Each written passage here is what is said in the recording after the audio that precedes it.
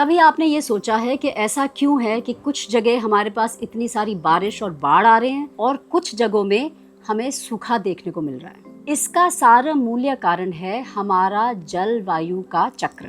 नमस्ते, मेरा नाम है मनीषा लाट गुप्ता और मैं एक पर्माकल्चर टीचर हूँ। जलवायु का जो चक्र है ये एक हमारी धरती पे एक बहुत ही ज़रूरी प्रतिक्रिया है और इसी से हमारा संसार चलता है। जलवायु का चक्र ये है कि बारिश पड़ती है, पानी धरती में समाता है, वो फिर वहाँ से नदियों में जाता है, नदी समुंदर से मिलती है, समुंदर से फिर से बादल बनते हैं और बादल धरती पे आके एकदम फिर से बरसता है। और इसी चक्र के बदौलत हम लोग अपनी खाद्य पदार्थ, हमारी हवा, हमारा मौसम, ये सब हमारा बना रहता है। मतलब हमारी फूड सिक्योरिटी, हमारी वाटर सिक्योरिटी और हमारा क्लाइमेट सिक्योरिटी बनी रहती है। अब प्रॉब्लम ये है कि हम लोगों ने मिलके ये पूरे चक्र का हमने विनाश कर दिया। अब ये क्यों हुआ, कैसे हुआ और इसका सुधार कैसे करना है, वो समझने के लिए पहले हम समझते हैं कि ये जलवायु का चक्र क्या होता है। जो हमारी पानी की यात्रा है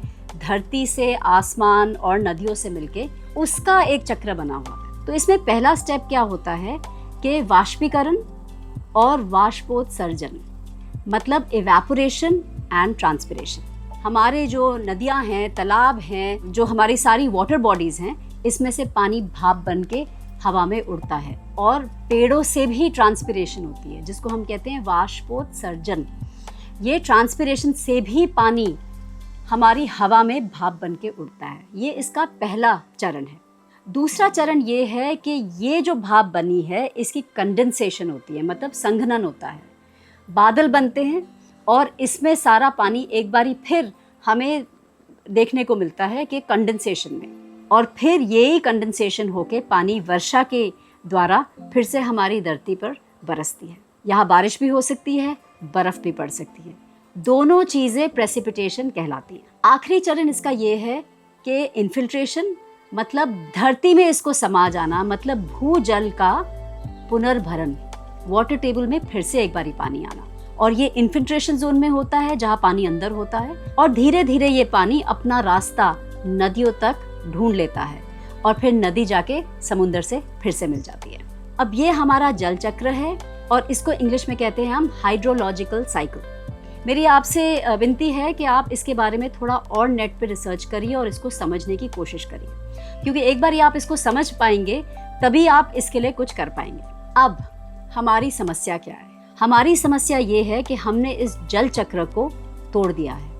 कैसे तोड़ा? पहले कॉन्क्रीटाइजेशन, मतलब हमारे सारे शहरों में इतनी ज़्यादा सीमेंट और कंक्रीट आ गई है, पेवमेंट बन गए, बेसमेंट बन गए, आगे पीछे के बेड़े भी हमने पक्के कर दिए। हर जगह हमने हार्डस्केपिंग या पक्का कंक्रीट लगा दिया है और इसके कारण पानी हमारी धरती में समाता ही नहीं है। और केवल शहरों में नहीं, गाँव में भी यही परिस्थिति है, क्योंकि हमने मशीनें चला के अपनी ज़मीन को कठोर बना दिया है। रसायन के खाद इस्तेमाल करके, कीटनाशक इस्तेमाल करके हमारी जो ज़मीन है वो पक गई है और यहाँ भी हमारा पानी धरती में नहीं समाता। दूसरा कारण है कि हमने वन काट दिए अपने। जब हमारे यहाँ पेड़ होते थे, वन होते थे, तो इनमें से इतनी सारी कंडेंसेशन होती थी, इतना पानी इनमें से निकल के भाप बन के हमारा हवा में जाता था, परंतु अब वो पेड़ ही नहीं है। तो ऑब्वियसली जो ट्रांसपिरेशन होती थी उसकी मात्रा भी अब कम हो गई है, क्योंकि आप हमारी फसलें देखेंगे वो तो सब छोटे छोटे पौधे हैं। तीसरा कारण है हद से ज़्यादा पानी का इस्तेमाल। जो हमारे पास धरती पे पानी है ये बना हुआ था इंसान के लिए कि हम पी लेंगे, नहा लेंगे, कुछ इसमें से खाना बना लेंगे, कुछ अपने पर्सनल यूज़ के लिए ये काम आएगा। परंतु हमने बहुत पानी अपनी ज़मीन में से निकाल के इसको या तो इंडस्ट्रीज़ के लिए इस्तेमाल किया है या हमने इसको इस्तेमाल किया है अपने एग्रीकल्चर के लिए। तो मिसमैच हो गया है, हम ज़्यादा निकाल रहे हैं और कम अंदर डाल रहे हैं। और इन सब की वजह से हमारी पूरे जो जलवायु का जो हमारा सिस्टम है वो बिगड़ गया है। अब एक बारी जब ये बिगड़ना शुरू हो जाता है तो इसको संभालना मुश्किल हो जाता है, क्योंकि एक बारी अगर हम बाढ़, सूखे, इन चक्रों में पड़ जाएं तो ये पैटर्न बार बार अपने आप को रिपीट करना शुरू कर देता है अगर हम अपनी आदतें ना बदलें। तो चलिए अब बात करते हैं कि अगर हमें इसका कोई सुझाव करना है, इसको हमने ठीक करना है, तो हम लोग क्या कर सकते हैं। अच्छी बात यह है कि अगर हम प्रकृति के साथ मिलके चलें तो प्रकृति ना हमें बहुत जल्दी माफ कर देती है हमारी गलतियों के लिए। बहुत दयालु है ये हमारी धरती। इसको लगता है कि चलो मेरे बच्चे भटक गए हैं, अगर मेरे बच्चों को अकल आ गई तो मैं इनको माफ कर दूंगी। तो हम इसको काफ़ी जल्दी इसका सुधार कर सकते हैं। और पहली चीज़ उसका करना है कि आप पेड़ लगाएं। अपनी ज़मीन पे, अपनी धरती पे आप वापस पेड़ लगाइए। पेड़ लगाने से आपका काफ़ी सारा जो हमारा धरती का संतुलन है वो फिर से बनना शुरू होएगा।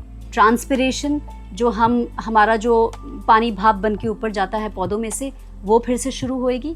और मिट्टी का खुलना, ताकि बारिश का पानी धरती में फिर से समाना शुरू हुए।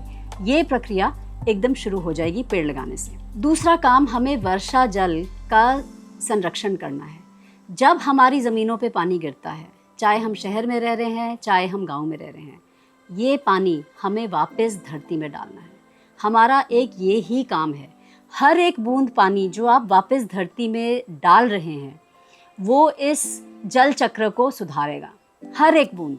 आप ये कभी मत सोचिएगा अरे मैं तो छोटा किसान हूँ, मैं क्या करूँ, मेरे एक करने से क्या होएगा। नहीं, हर एक जन जो ये काम करता है वो जल के चक्रों को सुधार रहा है। मैंने ये करके देखा है क्योंकि ये काम मैंने खुद किया है इस ज़मीन पे।